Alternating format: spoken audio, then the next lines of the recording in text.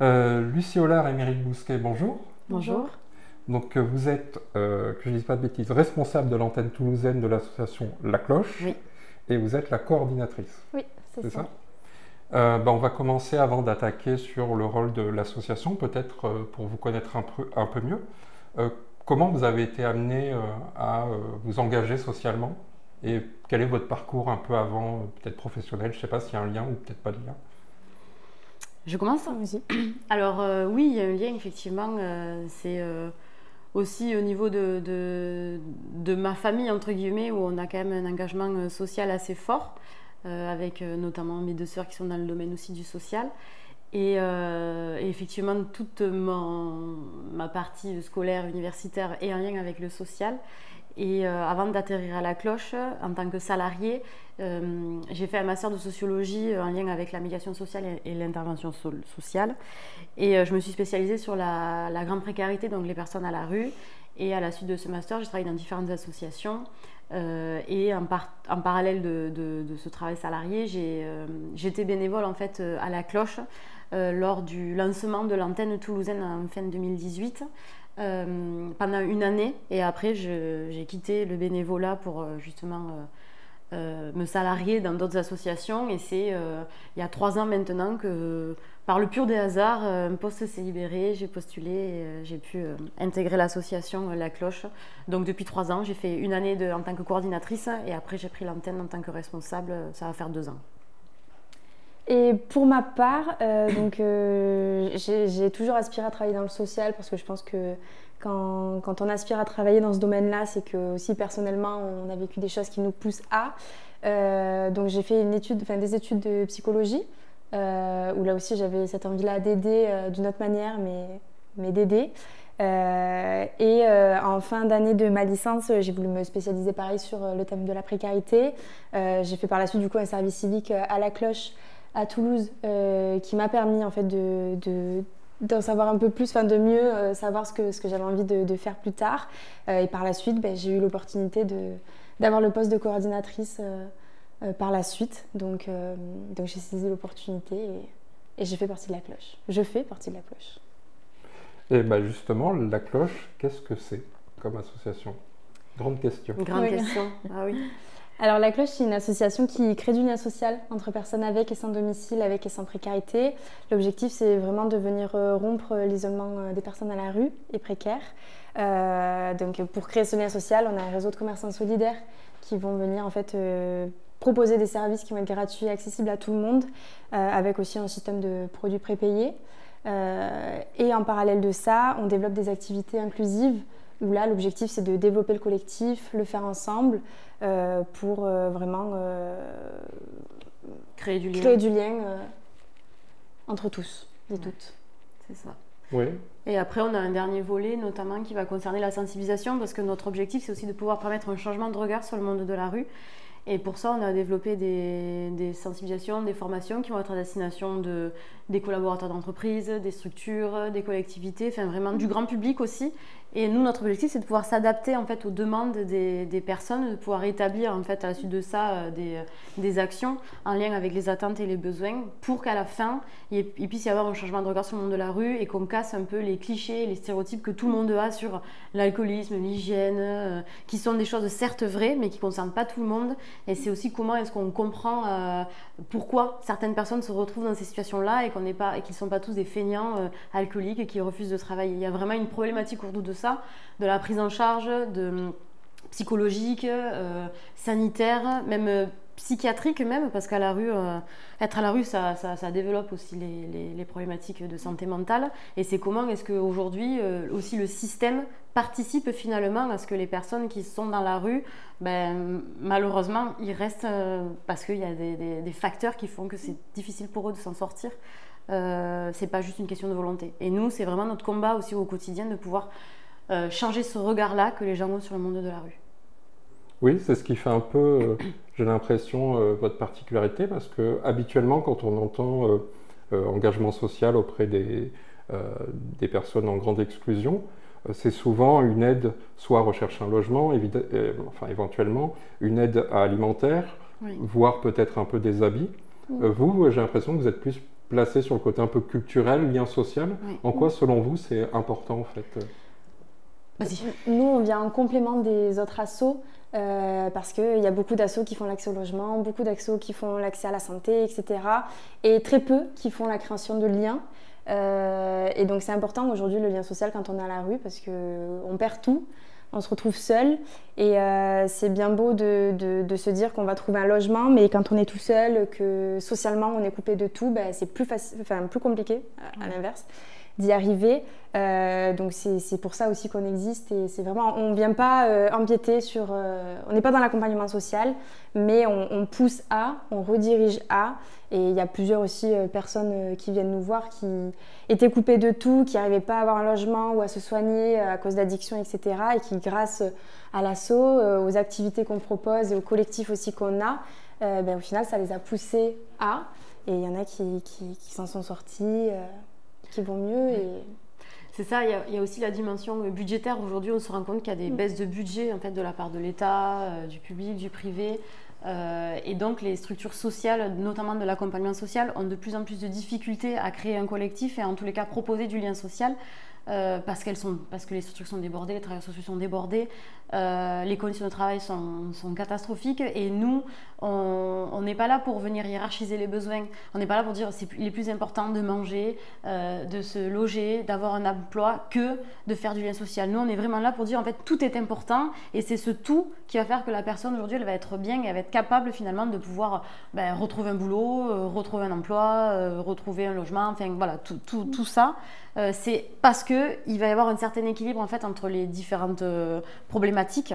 Et nous, on prône vraiment ça aujourd'hui à l'asso, de se dire on est là en complémentarité, on ne marche pas sur les plates-bandes de deux personnes.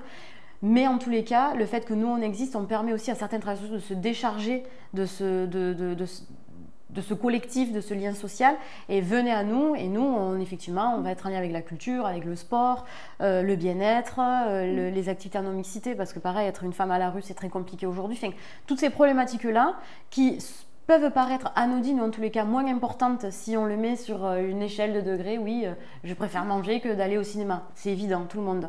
Mais si je peux manger et si je peux aller au cinéma, ben là c'est le top. Et c'est aussi se dire qu'à un moment donné, ce sont des personnes qui sont comme tout le monde, sauf qu'elles sont dépourvues d'un logement, mais ce sont des personnes, des êtres humains. Oui, il y a un côté, pour faire société, en fait, il faut les réinclure tout à fait. dans tout ce qui fait les activités communes des uns des autres, quoi. C'est ça, et il y a aussi la dimension du collectif, c'est-à-dire qu'aujourd'hui, l'accompagnement social se fait relativement en individuel, c'est du one-to-one avec le travailleur social et la personne accompagnée. Nous, à la Cloche, on prend vraiment le collectif. Quand on est resté longtemps à la rue, qu'on a été ignoré de la part des citoyens, de la part du grand public, de la part de tout le monde, difficile de revenir. On ne peut pas dire, tiens, tu n'as plus de logement, je te mets dans un appartement et ça y est, tes problématiques sont réglées. Pas du tout. C'est-à-dire qu'aujourd'hui, c'est pas parce qu'on va redonner un boulot à quelqu'un qu'il va savoir du jour au lendemain reprendre des bonnes habitudes. Non, il y a des codes, qui sont différentes en fait dans la société civile entre guillemets qu'à la rue. La gestion de la violence, de la frustration, de l'agressivité. Enfin, tout ça aujourd'hui font que nous on vient apporter cet apport-là, entre guillemets, et on leur permet de remettre, on me dit bien remettre, le pied à l'étrier. Ils l'avaient déjà avant, mais là, ça a été oublié pendant des années, des mois, qui sont relativement longs, finalement, parce qu'une année à la rue, c'est l'équivalent de 5 ou 6 ans d'une vie classique. Et donc, c'est comment est-ce que nous, à travers ce collectif-là, on leur permet, finalement, de redevenir des citoyens comme tout le monde, en fait. Oui, il y a cet aspect... alors moi j'en ai déjà parlé parce que j'ai un peu ce petit parcours-là très léger. Moi, hein. C'est vraiment, j'ai la chance d'avoir eu des gens, justement notamment ici, qui qui me payent un loyer, donc je ne suis plus à la rue. Mais je l'ai un peu connu et je suis aussi avec l'adresse, donc la domiciliation. Oui. Donc j'ai pas de chez moi comme on dit. J'ai vu un peu ce que c'était, ce qu'on appelle l'errance. Oui. Je trouve que c'est un mot qu'on ne comprend pas tant qu'on n'y a pas été confronté en fait. C'est un mot un peu qui ne dit rien. Et quand on y est, on se dit, ok, je sais ce que ça veut dire. Oui. C'est difficile de ramener quelqu'un qui est justement en errance ou en déshérence, je ne sais pas quel est le bon terme, vers des activités collectives où du coup il y a moins de tension ou de peur qu'on me vole ou qu'il se passe un truc. Je ne sais pas comment vous faites pour... Après, ça dépend de... C'est pareil, ça dépend de chacun, c'est subjectif. Il y en a pour qui ça va être un sentiment positif et où en fait ce collectif-là, elles vont en avoir besoin sur l'instant T, justement pour fuir les violences, ou du moins se mettre dans une bulle hors violence, hors oublier aussi qu'elles sont dans la rue. Et puis il y a pour d'autres personnes où c'est pas la temporalité aussi, qui préfèrent en fait rechercher un logement, qui préfèrent rechercher à manger et aller ailleurs pour faire autre chose. Et on accepte aussi ça. Donc ça dépend de chacun. Oui. C'est très difficile en fait parce que ce qu'on essaie aussi de montrer à travers nos actions et nos sensibilisations, c'est que toutes les personnes qui sont à la rue, elles ont un parcours de vie unique. On ne peut pas dire il y a l'alcool, il y a l'addiction, il y a la drogue, il y a machin. Non, c'est vraiment des parcours de vie uniques avec des personnes qui vont avoir des facultés à rebondir ou pas complètement différentes.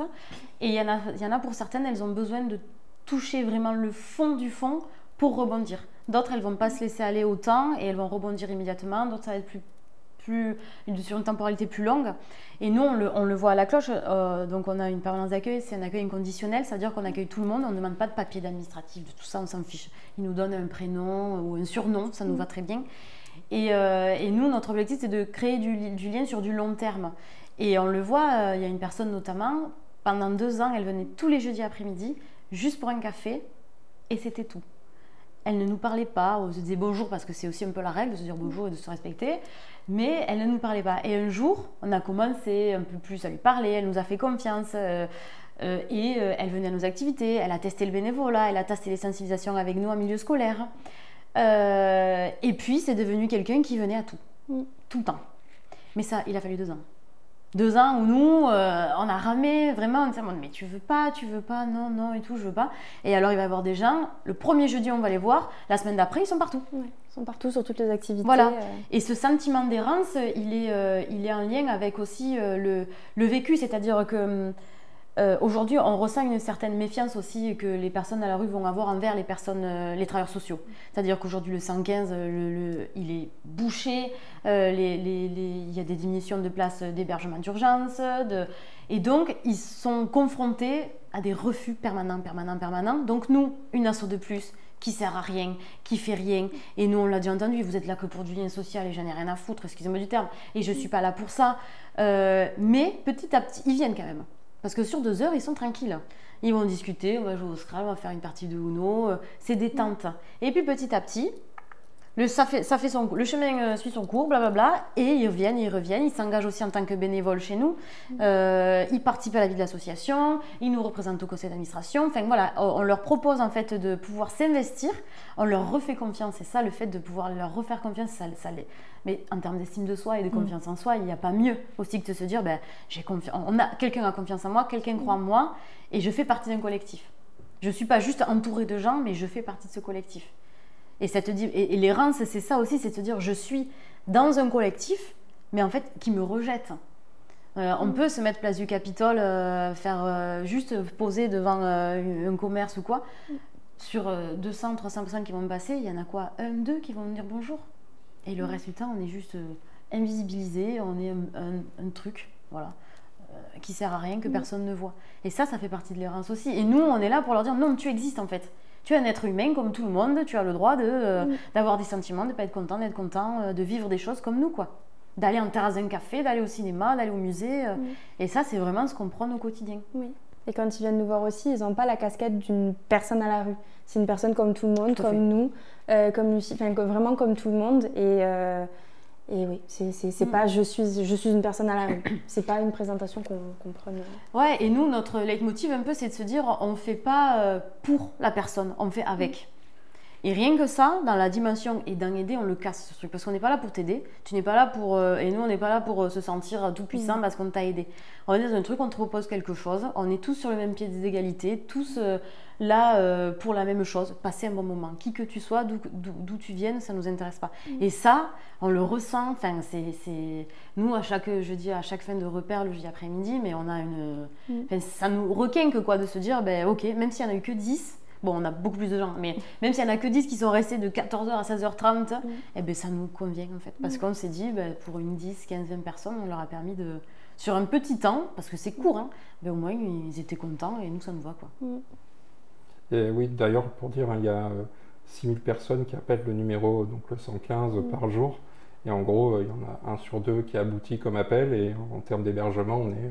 bon, voilà. Il suffit de regarder la presse pour le voir.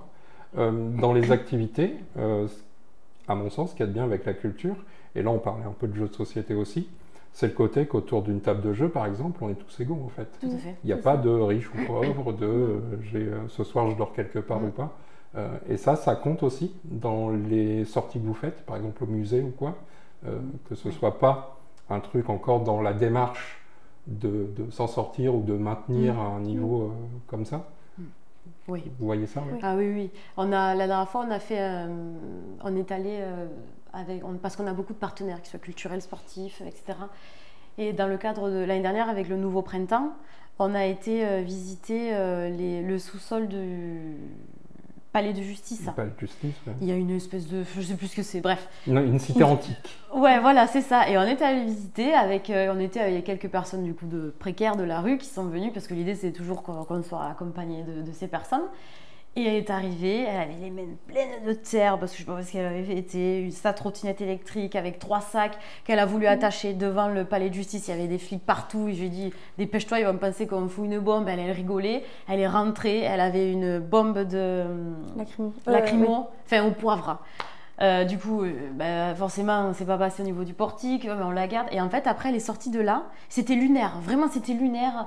Elle est sortie de là, elle a dit, mais en fait, ce que j'aime avec vous, c'est que nous, les pauvres, comme ça, c'était vraiment un texto, nous, les pauvres, grâce à vous, on peut retourner dans des endroits où on se dit qu'on n'a plus le droit d'aller parce qu'on n'a pas d'argent. Et en fait, on s'est dit, oui, ils sont comme tout le monde, et nous, on leur permet juste de... Bon, on leur ouvre la porte, quoi, c'est tout. Ouais. On leur ouvre la porte, on les accompagne, et on le ressent quand ils sortent du cinéma, même qu'ils vont juste faire du sport, enfin, des trucs tout bêtes. Ou quand on va faire un goûter sur une terrasse et on a un café et un cookie, il n'y a pas. Même à la vue de tout le monde, des autres, des passants, des citoyens, des commerçants, ils sont comme tout le monde. Oui. Et ce sentiment-là, il est incroyable. Oui, il y a un côté en plus, on se nourrit aussi de cette histoire. Et je vous conseille, si vous avez l'occasion d'aller faire cette visite, on peut passer par l'Office du tourisme, si je ne dis pas de bêtises. On voit les sous-sols et on voit aussi la salle qui a servi notamment une ancienne salle de tribunal, je ne sais pas si vous avez fait la visite. Il y a le mur, il y a une espèce de mur au milieu avec toute une histoire. Enfin, bon, oui. C'est vraiment très bien. On parlait de ces personnes qui viennent vous voir. On a souvent une image de ces personnes, un peu comme vous disiez tout à l'heure, un côté, je ne sais pas comment dire, standardisé, ou enfin on a une projection, nous, de ce qu'on nous montre un peu dans les médias. C'est quoi les profils qui viennent nous voir? C'est vraiment tout le monde, ou il y a vraiment quand même, on retrouve des profils particuliers? Là, aujourd'hui, on est sur un accueil où on a beaucoup d'hommes, moins de femmes. On n'arrive pas en fait à toucher les femmes malgré nos permanences et nos allées vers. Beaucoup d'hommes, et ensuite sur le profil, on aura des étudiants, des retraités, des travailleurs pauvres. Enfin, on aura tous les profils. Qui ont connu l'immigration. Ouais, on aura tout profil pour le coup. Ouais, on a tout profil et c'est ça qui est assez incroyable, c'est qu'on n'arrive pas en tout cas nous à la cloche. Encore une fois, quand on n'est pas dans l'accompagnement social et qu'on est sur du tout venant, on n'arrive pas à faire de typologie vraiment sur... nous, ce qu'on arrive à dire, c'est qu'on a des hommes, principalement âgés quand même, ça c'est une réalité. Une quarantaine d'années. Âgés pour l'espérance de vie moyenne d'une personne à la rue, pas âgés pour la population classique, mais relativement âgés. Avec des problématiques pas forcément addictives chez nous. Il y en a bien évidemment, mais c'est pas ce qui ressort le plus. Mais après, c'est trop aléatoire. Très trop aléatoire. On a par contre, en tout cas, ça c'est un constat qui est partagé par toutes les associations aujourd'hui, et je dirais même au niveau national, de plus en plus de personnes avec des problématiques de santé mentale. Ça oui. Ça, c'est une réalité. Aujourd'hui, la rue et la précarité vraiment amènent à des troubles psy. Et c'est ce qui est de plus en plus compliqué pour les travailleurs sociaux, pour les assos, enfin vraiment pour toutes les personnes qui vont graviter autour des personnes précaires, pas de trouver sa place, mais de les accompagner. Parce qu'on n'est pas tous formés à la santé mentale. Et dans un collectif, Une personne qui va décompenser ou qui va avoir des troubles psy, comment tu le gères avec la non-tolérance de certains, avec la place, souvent, enfin, on est nombreux dans un petit espace. Enfin, voilà. Tout ça sont des problématiques aujourd'hui qui nous inquiètent et qui inquiètent aussi parce qu'ils sont dans la rue. Et donc, par rapport aux autres, aux citoyens et tout, comment est-ce que ça se passe? Ça, c'est une réelle problématique qu'on rencontre. Ouais. C'est quelque chose que vous avez pu observer, peut-être une dégradation de... Ouais. Oui, tout à fait. C'est vraiment ça, c'est une dégradation. Et après, on l'a vu, ça a été scientifiquement, en tout cas, ça a été prouvé, ça a été prouvé qu'effectivement, la rue vient perturber en tout cas un équilibre mental. Là, on se rend compte que les troubles psy ne vont pas toucher uniquement les personnes dans la rue. On va voir les travailleurs pauvres, on va voir les personnes aussi qui ont connu l'immigration. Le parcours migratoire, forcément, est venu toucher en fait. Il y a quelque chose qui s'est passé, des traumatismes, enfin voilà, ils ont connu l'horreur, clairement. Et donc, une fois qu'ils sont un peu stabilisés, c'est là aussi où les choses apparaissent. Et nous, on se retrouve face à ça un peu impuissants, quoi. Oui, parce qu'on pense souvent à la violence qui peut s'exercer entre les personnes, mais en réalité, la plus grosse violence que subissent toutes ces personnes, c'est l'administration, c'est la société au sens large. Oui, mais c'est vraiment nous ce qu'on essaie de faire dans les sensibilisations, c'est de leur expliquer qu'au-delà de la volonté personnelle de la personne, il y a des facteurs, l'État, le système, qui contraint en fait une personne qui veut s'en sortir. Vraiment, c'est contraignant. Nous, aujourd'hui, on a une temporalité, on a rendez-vous chez le dentiste ou on a rendez-vous avec notre assistante sociale ou qui vous voulez, c'est dans 3 semaines, un mois. On a notre agenda, on le sait, voilà. Eux, on leur donne un rendez-vous 3 semaines après, mais c'est le bout du monde parce qu'ils ne savent pas où ils seront. Ils ne savent même pas s'ils auront toujours leur portable, s'ils seront toujours à Toulouse, s'ils seront dans tel coin, d'un truc, d'un machin.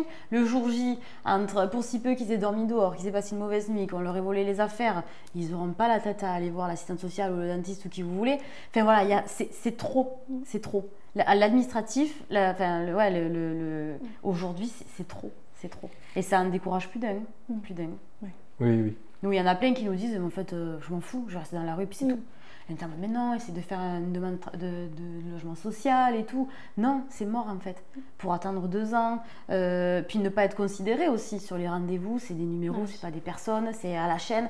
Après, je critique pas parce qu'effectivement, c'est compliqué pour tout le monde. Je veux dire, on est tous mis à mal, les conditions de travail des travailleurs sociaux sont relativement compliquées et intenses. Mais c'est vrai que des fois, pour eux, c'est une double violence en fait. Vraiment, oui, il y a un côté. Alors, heureusement, il y a quand même dans votre travail, vous avez cette force, en tout cas, j'ai l'impression de savoir quels sont les bons mots à utiliser pour justement qu'on se sente bien, que les gens se sentent bien. Mais parfois, c'est vrai que quand on retourne dans le circuit traditionnel, j'ai envie de dire, on se retrouve à des personnes qui parfois n'ont pas cette compétence, ce savoir-être. Pour comment dire les choses sans que ce soit une nouvelle difficulté qui se rajoute. Je voulais juste rajouter, il y a, le 4 février, il y a la Fondation pour le logement des défavorisés qui a rendu son 30e rapport sur l'état du mal-logement en France. Donc c'est 340 pages très intéressantes. Et parmi ça, dans les chiffres, il y a, on peut dire, 735 morts qu'il y a eu dans la rue l'année dernière. Donc c'est pas rien en fait, ça représente beaucoup. Dans les choses que vous avez mis en place, c'est quoi un peu les ateliers qui fonctionnent le mieux selon vous? Est-ce qu'il y a quelque chose, je sais pas, j'ai vu qu'il y avait du jardinage, je crois, il y a les sorties au musée, on l'a dit, le jeu de société. Qu'est-ce qui trouve le plus d'adeptes ou je sais pas, vous avez l'impression que ça donne un vrai petit coup de boost?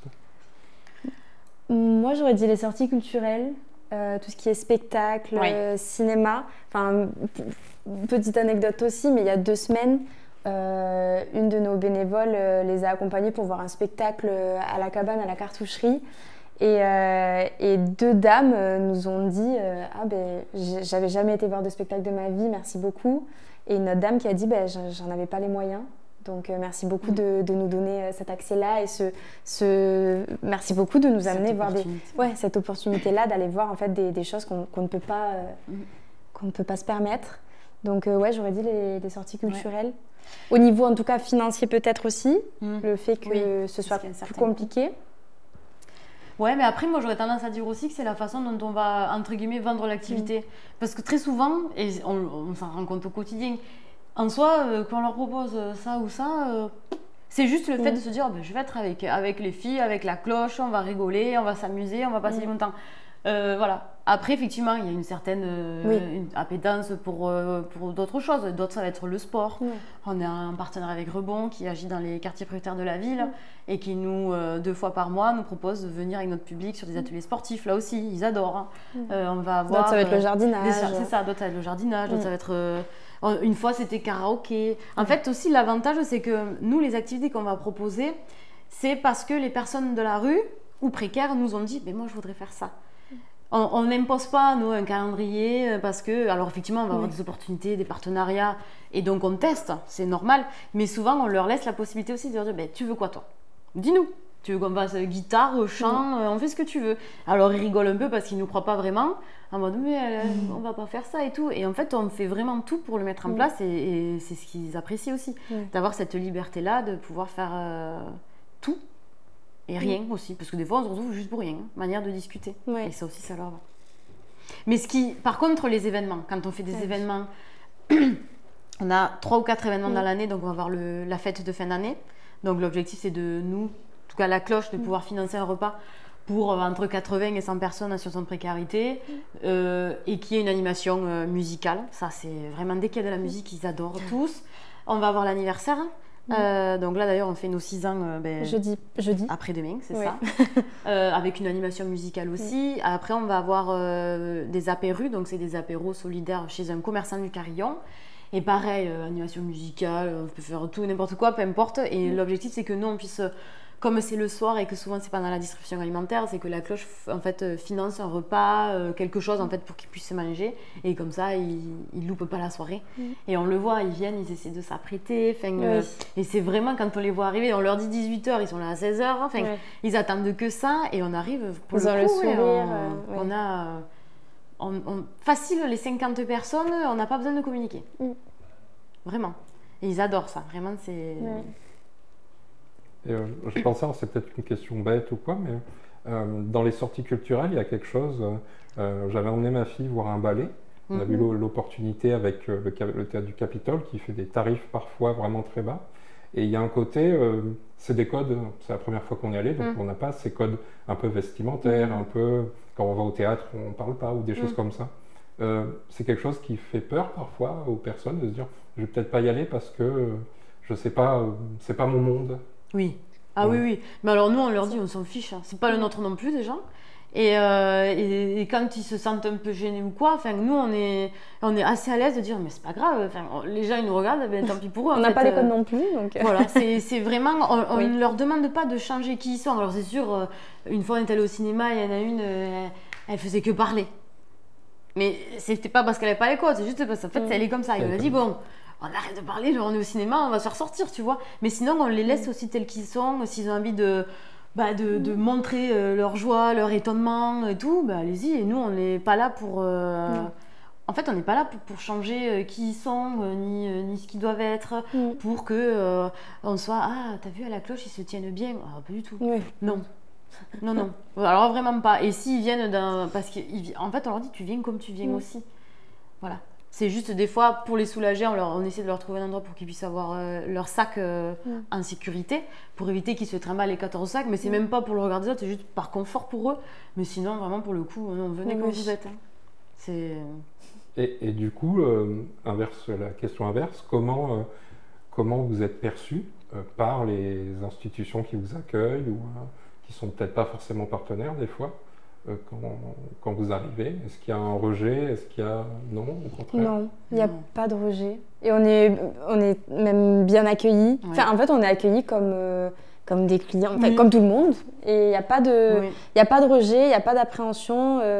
La dernière fois, pour le spectacle, deux personnes qui viennent nous voir, qui devaient aller au spectacle, sont arrivées un peu après, du coup, la bénévole qui était sur place.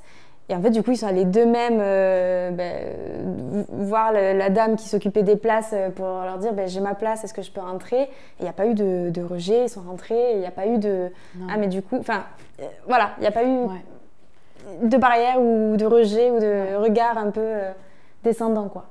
Après, c'est vrai que nous, en général, quand même les 3 quarts du temps, Les activités qu'on propose, c'est avec des partenaires, on connaît aussi. Le moindre retour négatif qu'on va avoir d'une personne précaire qui a utilisé tel ou tel service ou ça, un peu négatif, on va y aller, nous aussi, pour avoir l'autre version. Parce que souvent, des fois, il faut qu'on ait les deux versions avant de juger, entre guillemets. Et c'est vrai que on réitère pas les partenariats quand ça se passe mal, parce qu'on n'est pas là pour les mettre mal à l'aise non plus, les personnes précaires, ou pour qu'elles se sentent pas considérées ou diminuées ou je ne sais pas. Donc nous, c'est très simple, si ça se passe pas bien, en fait on réitère pas et on va pas plus loin. Et en fait, vraiment, non, on est plutôt bien accueillis. On a c'est même pas un partenariat, par exemple, une fois par mois on fait une soirée belote à la cartoucherie au 500. Et c'est ouvert à tout le monde. Et une fois, ils nous ont appelé en disant je sais que vous jouez beaucoup à la belote, à la cloche, est-ce que vous voulez venir? Et on arrive, on est 15, 16, donc il y a plusieurs équipes. Il y en a certaines personnes qui sont précaires aussi. Et les gens ne le savent pas, en fait. Les nouvelles personnes ne le savent pas. Et à terme, on a débauché 2 personnes qui sont devenues bénévoles à l'assaut. Parce qu'elles ont adoré, et bien sûr que ça questionne. Vous voyez quelqu'un qui a 4 sur sac ou qui va avoir une tenue un peu, mais ça questionne. Mais nous, on est toujours là en fait, on les laisse jamais seuls. Il y a toujours soit des bénévoles avec eux, soit nous, soit nos services civiques. Et en fait, forcément, dès qu'il y a la moindre gêne, bouf, nous on est là et on explique et ça se passe bien. Il n'y a jamais eu aucun débordement. Après, peut-être que dans d'autres villes, je ne peux pas parler pour elles, mais on n'en a jamais entendu parler, vraiment, non. Après, c'est peut-être le fait qu'on soit là aussi. Et on régule, hein. Ça nous est déjà arrivé d'en avoir qui arrivent un peu éméchés, voire beaucoup alcoolisés. Et en fait, c'est sûr que si on n'avait pas été là à ce moment-là, peut-être que ça aurait pu déraper. Mais le fait qu'on soit là, on arrive à tempérer, tiens, bois un peu d'eau, on va prendre l'air, tu reviens après. Parce que l'idée aussi, c'est qu'on n'a pas mis non plus que le partenariat soit mis à mal par des personnes qui vont arriver, des bénévoles ou pas, et qui vont mettre à mal ce partenariat. Donc on fait attention à ça, des deux côtés. Parce qu'en fait, que la personne elle soit précaire ou pas, en fait, on se doit le respect, on se doit de se tenir correctement aussi, et c'est pas parce qu'il va y avoir un facteur précaire que ça va venir justifier, expliquer, tolérer. Non, on se tient correctement, on est respectueux des uns et des autres et du partenariat aussi, quoi. Il y a eu, je dis pas de bêtises, en novembre, vous avez fait une campagne qui s'appelle Le Carillon, c'est ça? Une campagne pour le Carillon. Oui, pour le Carillon. Vous pouvez expliquer ce que c'est, le Carillon, justement? Le Carillon, c'est du coup notre réseau de commerçants solidaires, où c'est des commerçants du centre et de l'hypercentre de Toulouse qui vont proposer des services qui sont accessibles et gratuits pour tout le monde. Donc ça peut être charger son téléphone, boire un verre d'eau, un service bagagerie aussi, avec aussi un système de produits prépayés où la clientèle peut choisir de prépayer un produit pour une personne dans le besoin, que nous ensuite on va redistribuer. C'est ça. Et en fait, ça, c'est le programme phare de l'association La Cloche. D'abord, le Carillon a été créé avant La Cloche. D'accord. Et après, on a essayé de se dire, le Carillon, on a fait la cloche à biscuits, la cloche gourmande, donc il faut qu'on ait quand même un nom qui porte tous ces programmes. Donc, on a créé La Cloche, et donc on décline après plusieurs programmes. Et donc, le Carillon, c'est le programme phare de l'association. Dès qu'une antenne s'ouvre ou qu'une franchise s'ouvre dans une ville, c'est le Carillon. D'abord, c'est vraiment le réseau de commerçants solidaires, parce que notre objectif, c'est de pouvoir recréer du lien entre les commerçants, les clients et les personnes précaires, et qu'à terme, nous, on s'exfiltre de ça. On n'est plus à faire ce lien, qui est une solidarité qui soit naturelle, en fait, comme ça devrait exister. Voilà, on ne devrait même pas avoir à exister, nous, finalement. Mais on est vraiment là pour faire le lien, pour qu'il y ait une prise de conscience aussi de ça et de se dire, en fait, je voyais Paul tous les jours à côté de la boulangerie où je vais acheter mon pain tous les midis. Mince, je le vois plus. Il est arrivé quelque chose à Paul. Enfin voilà, qui se sentent, qui a un lien entre eux. Et c'est vraiment ça l'objectif du Carillon, parce que c'est pas parce qu'on va distribuer quelques bons ou qu'il va y avoir quelques repas prépayés qu'on n'est pas là pour lutter contre la précarité alimentaire. Nous, notre objectif, c'est le prétexte à créer du lien, le prétexte à communication, à discussion, à échange. C'est vraiment ça en fait notre objectif, et dans le Carillon, c'est ça. Et on a lancé une campagne de dons au niveau du national, parce que comme toutes les assos, on traverse une période très compliquée. Et on a décidé de se lancer, c'était une première pour nous, de lancer une campagne de dons comme ça, de cette envergure-là, qui nous a permis de récolter au niveau du national quand même quasiment 24 000 €. Donc c'était vraiment très chouette pour nous de travailler ça. Ça a demandé beaucoup de travail aussi, mais ça nous a permis de recréer du lien aussi avec certains commerçants avec lesquels on avait perdu un peu ce lien-là, parce que on est toujours un peu à droite à gauche, et là le fait d'aller à leur rencontre, de faire des stands auprès de leur clientèle, de parler de nous, on a recréé du lien. Et donc c'est vraiment pour à la fois faire connaître le carillon, que les clients puissent recommencer à prépayer aussi des produits, parce qu'on se rend compte que la crise elle touche tout le monde, et forcément ça veut dire qu'il y a moins aussi de bons qui sont prépayés pour les personnes précaires. Et c'est comment est-ce qu'on réfléchit aussi à réinvestir entre guillemets ce programme-là, et comment est-ce qu'on remobilise le citoyen qui n'a pas forcément envie d'aller à la rencontre des gens précaires, ce qu'on peut comprendre, mais le fait de pouvoir consommer solidaire, c'est déjà beaucoup. Et c'est ce qu'on avait envie de leur faire passer comme message. Oui, c'est un peu le système de je paye un café, j'en paye un deuxième pour quelqu'un. C'est exactement ça, sauf qu'en fait, nous, on a souhaité le développer. Là, en tout cas sur Toulouse, on a des restaurants, donc des vrais restaurants où ils se mettent à table, ils ont entrée, plat, dessert, c'est le top.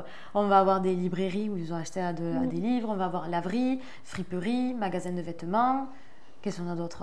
Boulangerie, des bars. Voilà, on avait des tabacs à un moment donné pour avoir des timbres ou des briquets. Vraiment en fonction de leurs besoins aussi. Pareil pour les services, on ne s'est pas levé un matin en disant tiens, on va proposer ces services. C'est vraiment en fait avec les retours du terrain qu'on s'est dit qu'est-ce qui vous manque vous aujourd'hui en fait? Il vous manque quoi? Vous avez pas assez d'eau, vous n'avez pas assez de toilettes. Et à la suite de ça, on a créé cette liste qu'on met à jour régulièrement. Là, je ne sais plus sur quelle antenne c'était, les femmes voulaient plus de lieux pour allaiter. Allaiter et accéder aux tables à langer. Voilà, aux tables à langer. Et donc, ils ont été démarchés des commerçants qui ont accepté d'accueillir les personnes précaires gratuitement pour ça. Voilà, on est toujours en train de se questionner sur l'impact qu'on va avoir. Et cet impact, on est obligé de passer par les personnes précaires pour savoir. Oui, je fais un petit rollback, mais tout à l'heure, vous disiez que vous avez plus d'hommes que de femmes. Je ne sais pas s'il y a plus de femmes à la rue ou pas, mais comment vous expliquez peut-être le fait que vous les voyez moins? Est-ce parce qu'elles se cachent ou des choses comme ça? C'est parce qu'elles se cachent, oui, et parce qu'aussi nos activités sont en mixité, donc hommes et femmes. Et être une femme à la rue, c'est compliqué. Il y a des violences psychologiques, physiques, morales. Il y a beaucoup de violences quand on est une femme à la rue. Donc c'est compliqué quand elles ont subi ces violences de se rendre aussi dans un lieu en présence d'hommes qu'elles ont peut-être déjà aussi connus à travers d'autres structures aussi associatives et sociales. Donc c'est pour ça aussi qu'on les touche moins, je pense. Et c'est pour ça qu'on a une volonté à développer des activités en non-mixité. Et c'est une demande aussi de leur part, quand on fait des permanences dans des accueils de jour pour femmes, où en fait c'est de dire, en fait, moi j'ai été victime de violences conjugales. Je n'ai pas envie d'être en présence d'hommes. Donc je souhaite en fait avoir un lieu d'échange en toute sécurité, bienveillance, qu'entre nous, qu'entre femmes. Donc c'est pour ça qu'on a cette volonté-là à développer des activités en non-mixité aussi. Ça. Et j'ajouterais même qu'effectivement, il y a des femmes à la rue, et de plus en plus, ça c'est une évidence. Après, effectivement, elles se cachent pour justement éviter d'être violentées. Après, il y a une certaine solidarité qui va être différente aussi quand on a une femme à la rue ou un homme à la rue. Souvent, même au niveau des services de l'État et de l'hébergement, on va prioriser les femmes que les hommes. Donc ça ne veut pas dire qu'elles sont moins là, mais en tout cas on les voit moins parce qu'elles vont être prises en charge en tout cas plus rapidement. Même si aujourd'hui, il faut pas juste être une femme pour être prise en charge, c'est très compliqué. Mais, et puis au-delà de ça, il y a aussi une certaine solidarité familiale, c'est-à-dire qu'on va prendre un cas assez classique, il va y avoir un divorce. L'homme va laisser le logement à la femme avec les enfants, donc l'homme va se retrouver à la rue, voilà, entre guillemets. Et si c'est la maman avec les enfants, peut-être que souvent, prise en charge par cousin, cousine, tante, parents, enfants, voilà. Même au niveau de la solidarité familiale, on aura moins tendance à laisser une femme dehors. Voilà, parce que c'est plus dangereux. Mais c'est vrai que là, aujourd'hui, on en voit de plus en plus. Et l'autre problématique aussi, c'est que souvent, elles vont être avec des groupes d'hommes. Et donc, nous, en tant qu'association, venir dire, viens passer du temps avec nous sans eux. Compliqué. Voilà, parce qu'il y a une certaine emprise aussi. C'est un peu peut-être le marché qui a été passé entre le groupe d'hommes et la femme, de dire, tu restes avec nous, on te protège, mais par contre, voilà, tu vas pas ailleurs. Ou quoi. Je sais pas. Mais c'est vrai que c'est compliqué de les mobiliser, de les toucher, même s'il y en a, on le voit, il y en a. Et elles vont aussi user de techniques pour justement soit ne pas être désirables, donc en fait elles peuvent être confondues avec des hommes de par les vêtements très larges, capuche au bonnet, voilà. L'accès à l'hygiène aussi va être plus compliqué parce qu'effectivement, pour ne pas être désirables, elles vont moins accéder en fait à des produits d'hygiène et tout ça. Enfin voilà, il y a quelque chose autour de ça qui serait intéressant à analyser. En tout cas, nous on essaie comme on peut sur la cloche depuis 1 an à Toulouse pour leur proposer des activités de mixité et on voit que ça leur plaît, qu'elles ont envie, mais il y a une certaine timidité, il y a plus de gêne aussi que pour les hommes. Oui, il y a une pression plus forte du regard de la société pour aussi, sur oui. elles. Ouais, aussi, oui. Et puis surtout quand il y a les enfants aussi, nous on le voit, il y en a plein qui aimeraient venir, mais en fait elles nous disent, je ne peux pas me faire regarder les enfants. Et c'est vrai que bon, quand tu fais une activité bien-être, yoga, et que tu as 3 gamins derrière, bon, on ne veut pas non plus mettre à mal le collectif, donc c'est vrai que pour le coup, des fois, on se retrouve un peu bloqué sur ça. Oui, ce qui est même le cas d'ailleurs dans les services administratifs où souvent c'est mal vu de venir avec les enfants. Tout à fait. Ah oui, oui. Ce qui est absurde quand on ne peut pas les faire garder. Oui. Du coup, on revient aux partenaires que vous avez, notamment les commerçants, le réseau de commerçants solidaires. C'est difficile de convaincre ou d'obtenir de nouveaux partenariats C'est aléatoire. C'est aléatoire. Là aussi, ça dépend. Il y a des commerçants qui vont dire oui tout de suite parce qu'ils ont envie d'être solidaires et qu'ils ne savaient pas comment faire aussi non plus. Donc, et où ça nécessite pour eux aucun effort de leur part. Enfin, c'est les clients qui choisissent de prépayer, mais il y a cette solidarité-là parce que du coup, ils font partie du réseau Carillon. Et puis d'un autre côté, il y a des commerçants qui vont dire non parce qu'ils ont des appréhensions aussi et des préjugés sur le profil type d'une personne à la rue. Donc tout ce qui est addiction, groupe, chien, voilà. Donc où il va y avoir un certain rejet et un refus. Mais on a quand même aujourd'hui une centaine de commerçants sur Toulouse, donc c'est quand même pas mal aussi. Ouais. Après, notre force, c'est qu'on essaie de s'adapter. Bon, quand les gens ils nous disent oui, on n'a pas besoin de s'adapter, on met en place et c'est parti. Quand on en a qui sont un peu plus frileux, on teste, on leur dit si vous voulez, on teste pendant 3 mois. Vous n'êtes pas dans la liste parce qu'on a un livret en fait qu'on va distribuer aux personnes précaires qui va être répertorié en fonction des quartiers. Donc j'ai besoin, je pense, d'une bagagerie à Saint-Cyprien, bam, je vais sur le livret, voilà. Donc on leur dit on ne vous met pas sur le livret, donc vous n'êtes pas identifié, mais en tous les cas nous on peut se permettre de parler de vous à certaines personnes.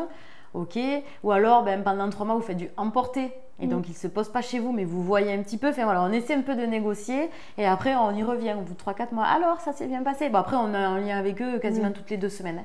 Pour le coup ça c'est aussi une force que l'on a, c'est de pouvoir avoir un lien avec eux assez régulier pour nous, parce que ça arrive qu'il y ait des problèmes, il ne faut pas non plus se leurrer et dire que tout est beau, tout est rose, c'est pas vrai. Mais quand il y a un problème, ils nous appellent et nous en fait, comme on a un reporting, si c'est des bons qui ont été donnés, on sait à qui on l'a donné. Donc là, dans la seconde qui suit, c'est coup de téléphone où on va le voir, on lui dit t'as pas assuré là. Et voilà, et il peut y avoir entre guillemets des sanctions ou pas, mais voilà, on essaie aussi de s'adapter, de leur proposer, voilà, on négocie. Et après, on a des commerçants qui vraiment sont odieux et qui vont nous dire non, c'est bon, moi j'en peux plus de ces mecs-là, ils puent, ils vont me faire fuir la clientèle. Donc on n'insiste pas, parce que clairement, avoir des commerçants qui intègrent le réseau et qui n'ont pas les mêmes valeurs que nous, ça n'a aucun intérêt. Voilà, on préfère favoriser la qualité à la quantité. Voilà. Mais c'est un gros travail de démarchage, de suivi, de lien. C'est quand même, ça nous prend beaucoup de temps. Et est-ce qu'il y a parce que là vous parliez d'un fascicule ou de quelque chose qui permet aux gens qui en ont besoin de savoir où aller. Est-ce que pour les gens qui n'en ont pas besoin du coup, comment ils peuvent savoir qu'ils sont dans un commerce du Carillon par exemple? Alors sur les vitrines des commerçants, il y a des pictogrammes. Donc il y a le pictogramme Le Carillon avec les produits et les services qui proposent en fait pour ce réseau-là. Donc du coup ça facilite donc les personnes à la rue qui n'ont pas justement le fascicule, le livret et qui se disent là je peux utiliser la Wi-Fi parce qu'il y a le pictogramme dessus. Et ça permet aussi à la clientèle du coup qui connaissent le Carillon de se dire chez ce commerçant-là je peux prépayer un produit pour une personne dans le besoin. Et à la suite de ça, donc ça c'est au niveau extérieur, donc les personnes qui sont dans la rue qui vont voir ça sur la devanture du commerçant. Et une fois qu'ils sont dans le commerce, normalement, quasiment tous longs. En fait, on les équipe on leur donne en fait une feuille A4, A3, peu importe en fait le format qu'ils veulent. Et en fait, il y a écrit ici, je peux consommer solidaire. Et donc, il y a le prix. Par exemple, une chocolatine, un croissant, voilà, en fonction de ce qui est proposé, un repas, un truc, un machin. Et soit en fait, c'est directement par carte, donc sur leur TPE, soit il y a une tirelire en fait avec le logo de la cloche et du carillon. Et la personne, soit elle met le prix du produit, soit elle met quelques centimes. Et nous, toutes les 2 semaines, on y va, on compte avec eux et on le transforme en bon. Voilà. On essaie de communiquer sur les réseaux sociaux si on communique. La liste, on la diffuse aussi auprès de tous nos partenaires sociaux et opérationnels. Et voilà. Donc, il y a quand même aussi du bouche-oreille. Certains ne le connaissent pas, le carillon, c'est un fait. Mais on est en train, en tout cas, de retravailler la communication parce que c'est la clé aujourd'hui. Si on veut que les gens nous connaissent, il faut communiquer. Oui. Et dans les problématiques qu'on peut voir dans les villes, il y a ces fameux, je ne sais pas comment on dit, mais le mobilier urbain. Anti-SDF. Anti-SDF. Ça, c'est quelque chose qui, j'ai l'impression, ça s'est développé. Mais alors, comment vous percevez ça? Alors, à titre personnel, je trouve ça honteux de se dire qu'il y a des gens qui sont payés pour travailler sur des mobiliers qui vont exclure les personnes en situation de précarité. Ça, c'est vraiment quelque chose, je ne comprends pas. Je pense qu'on a mieux à faire, en tout cas. Après, au niveau des personnes à la rue ou en situation de précarité, ça se ressent parce que des endroits qui sont relativement tranquilles et où ils auraient pu poser leur tente ou en tout cas se poser pas loin, dans le centre-ville, parce que c'est ça l'objectif. L'objectif, c'est de les exclure du centre-ville. Donc ça veut dire qu'ils ont mis des barrières, des trucs, des machins, donc forcément ils peuvent plus se poser, donc ils vont plus loin. On le ressent en fait quand ils arrivent, ils sont plus fatigués, plus agacés, ils peuvent pas, ils se trimballent en fait avec la tente, le truc pour éviter qu'on la leur vole aussi parce qu'ils se sont excentrés. Ouais, c'est compliqué. Et puis même au niveau juste, pour eux, en fait, ils sont pas considérés, on les chasse, alors qu'en fait, ils font rien de mal entre guillemets. Oui, ça peut déborder. Oui, il y en a qui sont en groupe et qui sont alcoolisés. Oui. Mais en fait, on prend le problème à l'envers en fait. Oui. En fait, je sais pas, moi je trouve ça incroyable de dire allez, on les exclut, c'est pas joli. Nous on a du tourisme à Toulouse, donc surtout on veut pas voir ça parce qu'ils sont crades, ils sentent pas bon et on n'en veut pas. Non, pour moi c'est pas humain en fait d'avoir ce genre de politique là. Et c'est au-delà de ça, c'est qu'est-ce qu'on met en place pour leur permettre de se réinsérer socialement, professionnellement et pas les exclure en fait. Pas parce qu'on éloigne le problème qu'il est réglé. Et ça, c'est compliqué. D'autant que, oui, on le voit, ça les épuise, ça les fatigue, c'est pas cool. C'est pas cool. Oui, puis en plus, il y a un côté, c'est même pas on le dit en face, on le fait comprendre. Oui. C'est pas le bienvenu là. Oui. Justement, est-ce que, au niveau des pouvoirs publics, je sais pas, est-ce que j'ai vu que, par exemple, au niveau de la culture, là, il y a une baisse drastique des aides. Est-ce que vous aussi, au niveau des aides que vous apporte l'État, je ne sais pas comment ça fonctionne, aussi on coupe dans les budgets? Oui, que ce soit des finances publiques ou privées, il y a une baisse, en fait, très clairement, qui vient augmenter aussi la concurrence entre associations, entre structures. Et nous, on le ressent parce que, ce qu'on disait tout à l'heure, on vient en complémentarité. Et donc, forcément, quand vous avez 3 projets entre lutter contre la précarité alimentaire, reloger des personnes à la rue et le lien social. Et le lien social, on va les occuper 2 heures par semaine à aller au cinéma. Vous avez vite compris qui va être favorisé. Et la problématique, c'est ça, c'est qu'on vient casser en fait ça, on vient créer de la concurrence. C'est dramatique pour les petites associations en fait qui tournent qu'avec des bénévoles aussi et qui n'ont pas la compétence de pouvoir remplir des dossiers de subvention, notamment privés. Il y a un article de la mairie de Toulouse qui est sorti, je n'ai plus les chiffres exacts, mais en gros, effectivement, ils ont annoncé qu'il y aurait une baisse des financements pour les associations. Donc, à un moment donné, on fait un travail énorme. Quand je dis on, c'est toutes les associations. On fait un travail énorme aujourd'hui au quotidien. Et on travaille beaucoup avec des bénévoles. À un moment donné, on ne peut pas tout faire. Et on ne peut pas demander aux citoyens d'être bénévoles, de donner de l'argent, de donner de leur temps. Enfin, à un moment donné, stop. Ça devient compliqué. Et là, il y a des assos qui vont sûrement fermer, qui sont menacés. Nous, la cloche, aujourd'hui, on est quand même menacés aussi. On ne va pas le cacher. Parce que c'est compliqué de lever des fonds aujourd'hui pour arriver à financer des actions, même les salaires. Je veux dire, c'est notre métier. Et je trouve ça triste en fait de se dire qu'on va mettre de l'argent ailleurs, alors que là on traite de l'humain, on parle je sais pas, on parle de gens qui sont dehors, qui n'ont rien, qui ne sont pas considérés. J'en perds mes mots tellement que ça m'agace. Oui, et puis il y a un côté, j'ai l'impression, alors peut-être que je me trompe, mais que pendant des décennies, l'État s'est désengagé justement de tout ce qu'il devait faire et l'a reposé sur les épaules de bonne volonté. Et puis que là, tout à coup, même les bonnes volontés, finalement, on sape tout. Et c'est assez hallucinant. Ouais. Qu'est-ce qu'on peut faire si on est une entreprise, si on est un particulier, pour vous aider? C'est quoi plein de choses. Oui, on peut tout faire. Alors, si on est une entreprise, en fait, nous, on a 3 sortes, entre guillemets, de partenariats qu'on leur propose en fonction de la taille, de la capacité et tout. Il y a le dispositif 1% pour la planète. Donc, l'idée, c'est que l'entreprise, en fait, qui adhère ou cotise à ce dispositif-là peut reverser 1% de son chiffre d'affaires à une association qui, pareil, adhère, en fait, au dispositif. Donc, la cloche est maintenant sur le site de 1% pour la planète. Donc, ça, c'est une possibilité. Ça n'engage à rien à part donner 1%. Ensuite, nous, on a donc développé des formations, des sensibilisations et des team building à destination des entreprises avec... c'est double objectif. Le premier, effectivement, on ne va pas se mentir, c'est nous de trouver un autofinancement. Le fait de vendre nos prestations, forcément, on s'autofinance. Donc, on essaie, entre guillemets, de s'autonomiser au niveau des finances et de devenir un peu plus indépendant. Même si on n'arrivera jamais à être indépendant financièrement totalement, ça on en a conscience.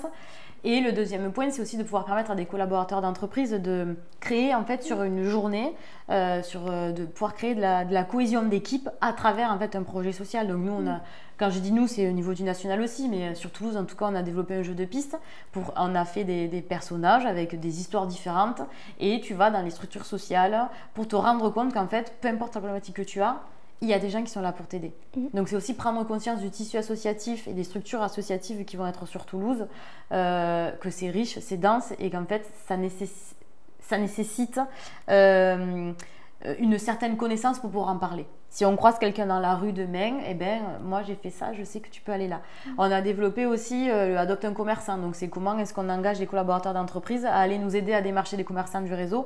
Il y a un petit côté challengeant, ils sont par équipe, voilà, on leur met 2-3 challenges là, en mode tu trouves un commerce qui a un nom sympa, enfin voilà, sur une journée ou un truc comme ça. Après, il y a à Lyon, ils ont fait un Cluedo, donc pareil avec une histoire un peu une intrigue et entre les intrigues, il fallait qu'ils fassent des mini-jeux en lien avec la cloche. Et après, on a développé tout ce qui va être comment aller vers une personne sans domicile. Donc ça, c'est à destination des entreprises, mais aussi du grand public. C'est comment est-ce qu'en tant que citoyen, je peux, quand je sors du métro, j'en vois dans la rue. Qu'est-ce que je peux faire en fait? J'ai envie d'eux, j'ai un peu d'appréhension, comment je fais? Donc nous, on est là pour apporter des clés, pour échanger aussi et entamer une discussion et en tout cas une espèce de réflexion aussi à comment est-ce que moi je me positionne en tant que ayant de l'argent ou pas. La notion aussi de oui, mais s'il me demande de la bière, enfin pareil, tout ça, on va échanger là-dessus parce qu'on est là pour casser ce truc de je suis pas là pour donner des sous, je veux pas, enfin bref. Ensuite, on va avoir mieux comprendre la grande exclusion où là en fait on a vraiment travaillé avec on a pris des apports sociologiques sur justement les différents publics qu'on rencontre à la rue. On n'est pas juste sur un profil type. Pourquoi est-ce que ça a évolué? Les politiques publiques, l'État, le gouvernement, tout ça font qu'aujourd'hui, on est à la rue. Sur la gestion de l'agressivité aussi, quand on est, ça c'est aussi plutôt pour des assos qui vont faire des maraudes et qui débutent. Comment est-ce que je vais arriver à désamorcer une situation quand je suis à maraude ou en tout cas quand je veux aller vers les personnes précaires. Enfin voilà, on essaie de réfléchir à comment est-ce qu'on peut rendre ça ludique aussi. Et ce qui est intéressant, c'est que nous, tout ce qu'on va proposer, c'est co-animé avec un bénévole de chez nous qui a connu la rue ou qui est encore aujourd'hui à la rue. Donc, on ne se positionne pas en tant que sachant. On n'est pas là en mode « Ah oui, nous à la rue, c'est compliqué. » On ne l'a pas vécu, donc on ne le sait pas. Mais par contre, on construit tout et on co-anime tout avec une personne qui a connu ou qui est encore à la rue. Et ça vient vraiment enrichir les échanges. Et de suite, ça amène une certaine légitimité aussi. Et il y a un vrai changement de regard sur le monde de la rue, pour le coup. Parce que nous, ils sont là souvent en mode « Ah bon, mais il est à la rue, lui, vraiment ?» On dirait pas. On dirait pas. Hein. Ouais. Mais pourtant, il dort dehors. Tu peux aller le voir là-bas, tous les soirs, il est là-bas. Voyez. Donc c'est vraiment ça. Et donc entreprise, c'est nous acheter une formation ou nous faire un don. On défiscalise aussi puisqu'on en a l'autorisation. Ça peut être sur le grand public de pouvoir consommer solidaire aussi au sein des commerçants Carillon. Ça peut être de devenir bénévole. Nous, on n'a pas un bénévolat qui est... on est sur un bénévolat qui est flexible et on s'adapte. On n'a aucune obligation de nombre d'heures par mois, par semaine. Pas du tout. C'est vraiment... quand la personne, elle peut et qu'elle veut. Et c'est ce qui fait aussi la richesse de nos bénévoles, c'est que quand ils viennent, ils sont disponibles. Et ça change aussi tout dans la dynamique. Et après, ben oui, c'est de communiquer aussi et de dire bonjour aux personnes qui sont dans la rue quand ils les croisent. Ça, de leur faire un petit sourire. Voilà, aussi. un sourire, un bonjour et on a gagné. Voilà, donc il y a plein de choses qui sont possibles, mais c'est surtout en lien avec les sensibilisations et les formations. Oui, on a parlé de maraude. Ouais. Juste peut-être pour expliquer peut-être aux gens qui ne connaissent pas. Ce que c'est qu'une maraude. Donc mais une maraude, c'est aller vers les personnes à la rue et leur proposer des denrées alimentaires. Et nous, en fait, à la cloche, on ne parle pas de maraude, mais on parle de rencontre de rue. Parce que justement, on ne distribue pas l'aspect alimentaire. On est juste là pour créer du lien. Donc, on propose thé, café, gâteau. On leur parle du coup de l'asso, du Carillon, donc du réseau de commerçants solidaires, des activités qu'on peut proposer. Et l'objectif, en tout cas, c'est vraiment d'aller vers pour échanger avec eux. On priorise aussi le qualitatif au quantitatif. On n'est pas là pour dire, bon ben là sur 2 heures, il faut qu'on voit le maximum de personnes possible. On est plus là pour se dire, bon ben si en 2 heures on voit 2 personnes et qu'on a parlé 45 minutes avec chacune d'elles, et ben c'est ok, parce que du coup à la personne ça lui a fait du bien. Si elle parle 45 minutes, c'est que s'il faut, on est la seule personne qui lui a parlé aujourd'hui. Donc voilà, on priorise la qualité à la quantité et on ne distribue pas d'alimentaire, d'où le terme de rencontre de rue. C'est ça. Et au-delà, c'est vrai que les maraudes, il y en a plusieurs. Ça peut être de l'alimentaire, ça peut être en lien avec des vêtements, le soin, l'accès à l'hygiène. Il y en a aussi qui font des maraudes, notamment pour les animaux, qui appartiennent aux personnes précaires, donc notamment les chiens. Donc ça va être, ça peut être des laisses, des croquettes, plein de choses. Et c'est vrai que nous, on est vraiment juste là pour le lien social. Donc des fois, oui, on va se greffer à une maraude alimentaire, une maraude pédestre avec des produits d'hygiène. Mais nous, on fait un peu notre vie. En général, on va juste leur parler comme ça. On a un sac, un thermos et c'est tout, quoi. Et on ne s'identifie pas non plus. On est en civil. On est en civil. Et on n'a pas de truc de la cloche et rien du tout. C'est vraiment une volonté pour le coup qui est nationale aussi de se dire, on est comme on est et on y va. Et on représente pas... on représente la cloche, évidemment. Oui. Mais voilà, un civil, quoi. Oui, ça enlève le côté, peut-être, il y a une attente ou quelque chose comme ça. Ça enlève l'aspect aidant aider aussi. Aidant aider, et puis même pour le grand public, c'est-à-dire que des fois, c'est stigmatisant. On va y avoir 4 personnes avec 14 caddies, le gros logo de l'asso. Nous, on est là en mode, coucou, ça va, tiens, tu veux un café? Oui, ok, allez, ciao. Parce qu'il fait sa manche, il fait son truc et qu'on ne veut pas le déranger aussi. C'est le fait qu'on n'ait pas d'enjeu, nous aussi, qui nous libère d'énormément d'attentes. Est-ce que parce que parmi, par exemple, les gens qui regardent ma chaîne, il y a beaucoup de gens qui jouent aux jeux de société. Et souvent, je vois des commentaires de là, je ne peux pas jouer à tel jeu parce que j'ai personne autour de moi ou quoi. Est-ce qu'on peut, en tant que joueur ou joueuse, venir, par exemple, se proposer et dire, voilà, moi je peux amener quelques jeux une après-midi et m'occuper des règles, jouer, etc. Oui, carrément. Tout à fait. Toutes nos activités sont ouvertes à tout le monde. L'objectif de nos activités, c'est donc, au-delà de l'aspect collectif, c'est vraiment de mixer tout public, donc vraiment qu'il y ait une mixité sociale. Donc c'est ouvert à tout le monde. Oui. Donc, à part pour les activités où c'est sur inscription parce qu'on a donc, des places limitées, mais sur les activités jeux de société, c'est ouvert à tout le monde. Ouais. Et ça peut être de nous envoyer un mail et de nous dire, voilà, moi je sais que je suis tel mercredi, tel jeudi, tel vendredi, de telle heure à telle heure je suis disponible, j'aimerais bien. Et nous, c'est carrément ok. Il faut qu'on le sache un peu à l'avance pour qu'on ait un lieu. Oui. Mais sinon, avec grand plaisir. Après, on communique, on envoie des messages à tout le monde et avec grand plaisir. Oui. Ah oui, pour le coup, que ce soit jeu de société, que ce soit jardinage, peu importe en fait les appétences de chacun, c'est bienvenu à tout le monde. J'ai l'impression qu'on a fait un peu le tour. Est-ce que peut-être vous avez un message à faire passer peut-être aux gens, je sais pas, un message d'espoir ou peut-être quelque chose un message d'espoir. Pour conclure. Moi, j'aurais dit que chaque geste compte. Aussi, croyez pas ce qu'on vous dit. Et la précarité, la rue peut toucher tout le monde. Ouais.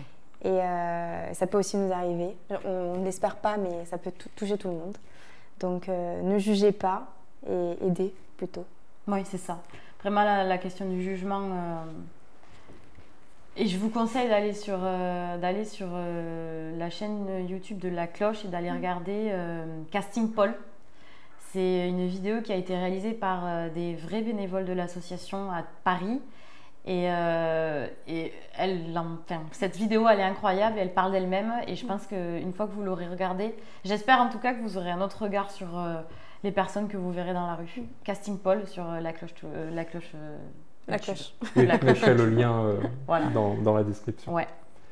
Lucie et Mérive, merci. Merci à vous.